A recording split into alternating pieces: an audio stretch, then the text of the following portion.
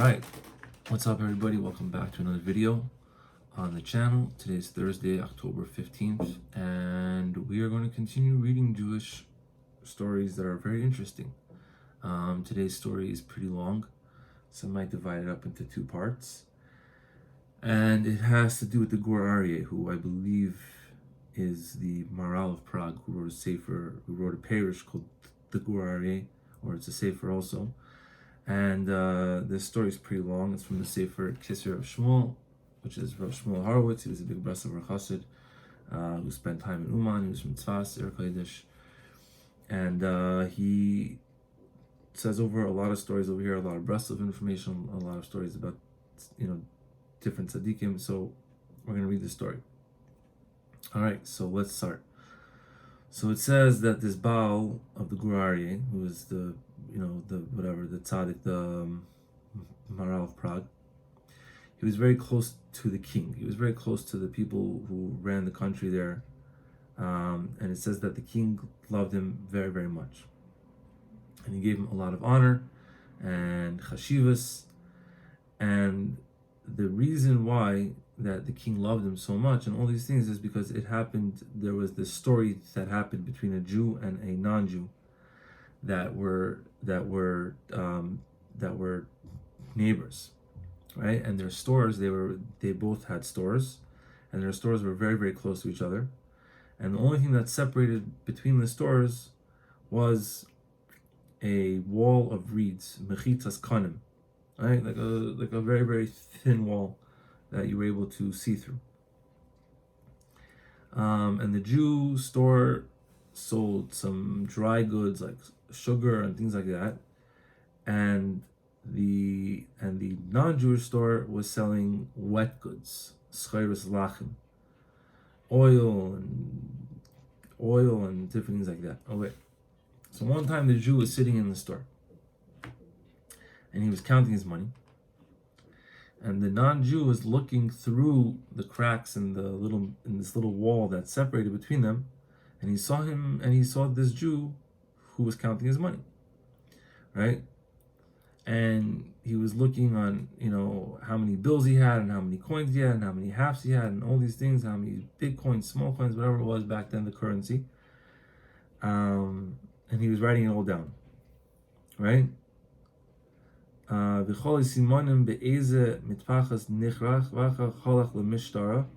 Right? So basically this non-Jew wrote down exactly how much money this Jew was counting, right? And he wrote it down, he made a cheshbon, and then he went to the police, and he told the police that a certain amount of money was stolen from him, this and this amount, the same exact amount that this Jew was counting, right? And he gave them all the simanim of the coins, and how it was wrapped up, because he saw how the Jew wrapped it up in a certain piece of cloth. And he says that he suspects that his neighbor, the Jew, is the person who took the money. So of course the police went right away and they did a search by the Jew, and they found this money by him, right, with all the different simanim that this non-Jew gave. And they took him from his house, and they put the Jew in jail.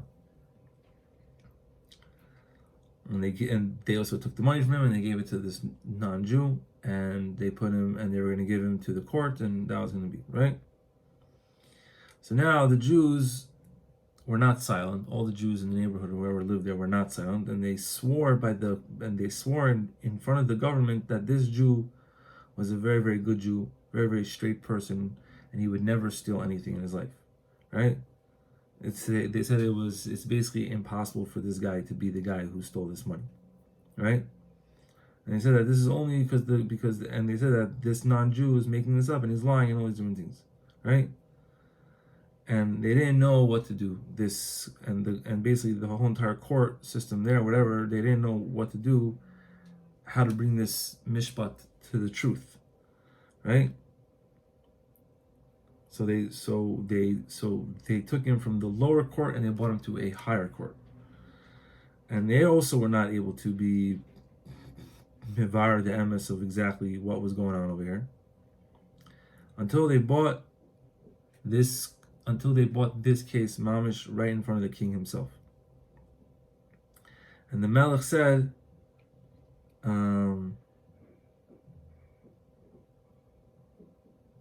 he said that I'm going to give a certain time when I'm going to make a sentencing of what's going to happen here, and until that time I need quiet, and I need to think. He needs hishavadas. So, and he said like a week later. Okay, fine. So now it came ready the last day, and he didn't know what to do. And he's the king, so if he looks bad, it's not going to be good. He was very, very sad about this, right? So what did he do? He went to his garden to, just to relax for a minute and to think about it. And this garden was everybody in the city had permission to go into this garden. Okay? And there was a lot of people there and kids there all walking around, whatever, it was like a park or whatever it was, And there was a bunch of Jewish kids there, and also the Maharal was there, because he was a kid then. Okay, so this is pretty cool. And the children were taking Rav Leib, the Baal Gur Aryeh, right, and they were making him into a Rav. I guess they realized he was already like a pretty smart kid or whatever, right? Is Rav Leib the Gur Aryeh? See, that's what I'm confused about. Okay, whatever. If it's the Maharal, if it's a different person. But yeah, they took him and they made him into a Rav and a Dayan. Like they were making just like a mini court case over there, also inside this garden, right? And they put him on a big rock, and they started, making this din in front of him, right? So when it was the din, and since this case of the Jew and the non-Jew was now such a famous thing in the kingdom, the king and everybody's getting involved in it, so the kids were also making like a big play out of it also, and they were doing the same exact thing, but just like in a little fake court case in the garden.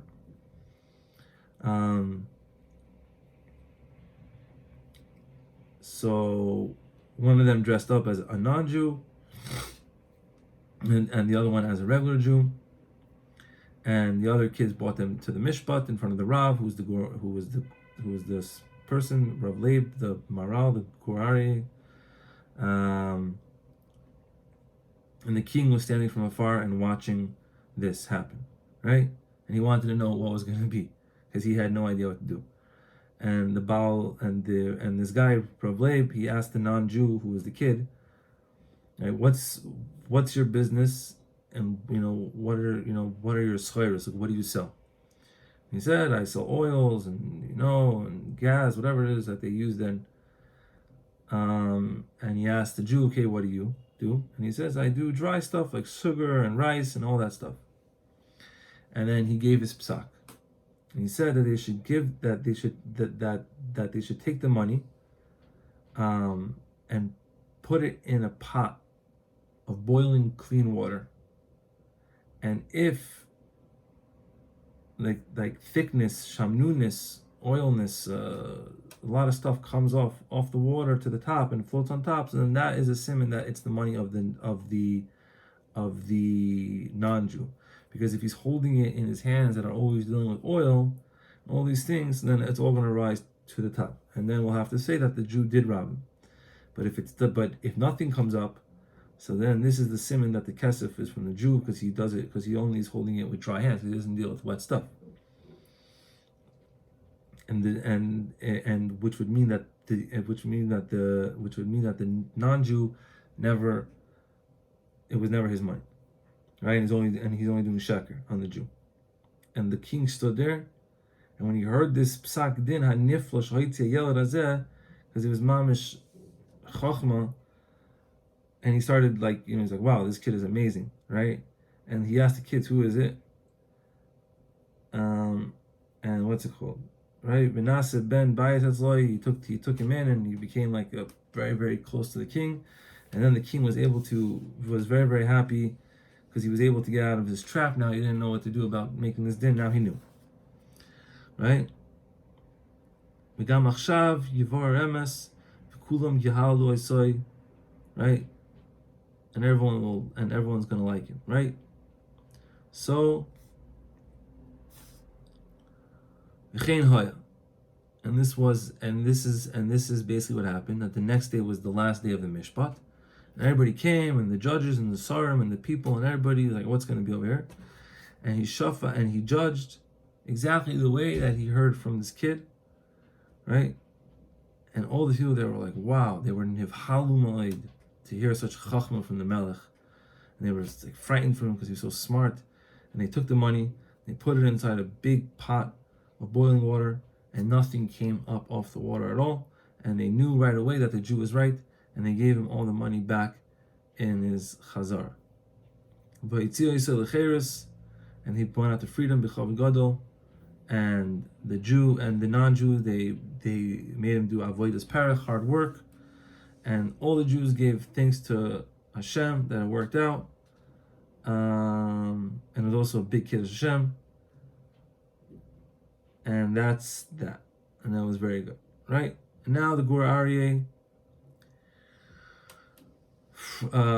what's it called? Now, since the Gur Aryeh, this kid, was so close to the king, now he was very close to the king because of this chachma, right?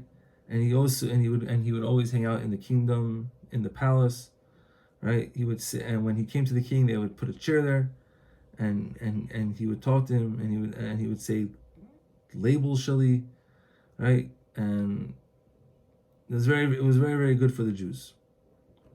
He made a lot of things for the Jews, and he saved them from all the minei rois. Okay.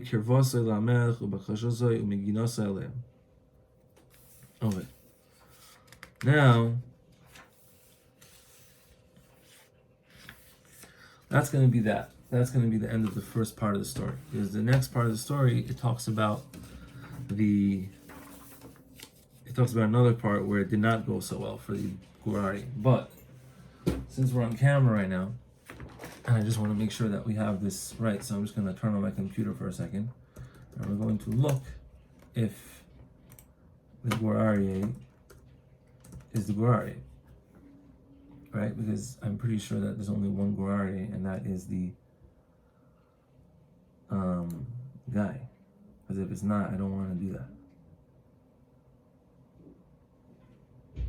Why is his name Judah Low?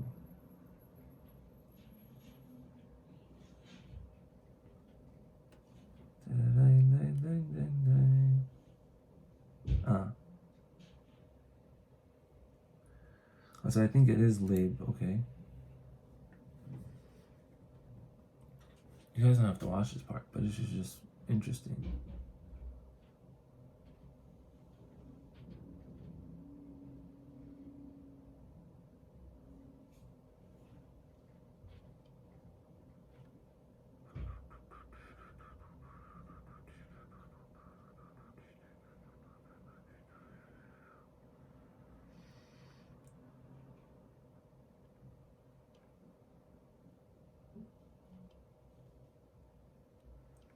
Why can't I find anything about this guy? I'm pretty sure that this guy was the Gur Aryeh.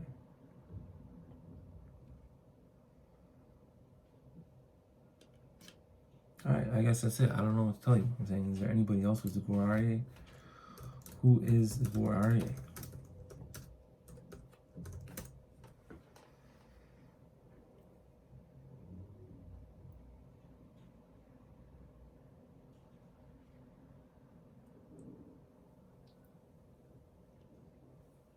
Alright, anyway, that's the story, guys. I'm sorry I can't. I'm pretty sure that's the Maharal. Yeah, hopefully we'll do part 2 next week. Be'ezrat Hashem. L'chaim.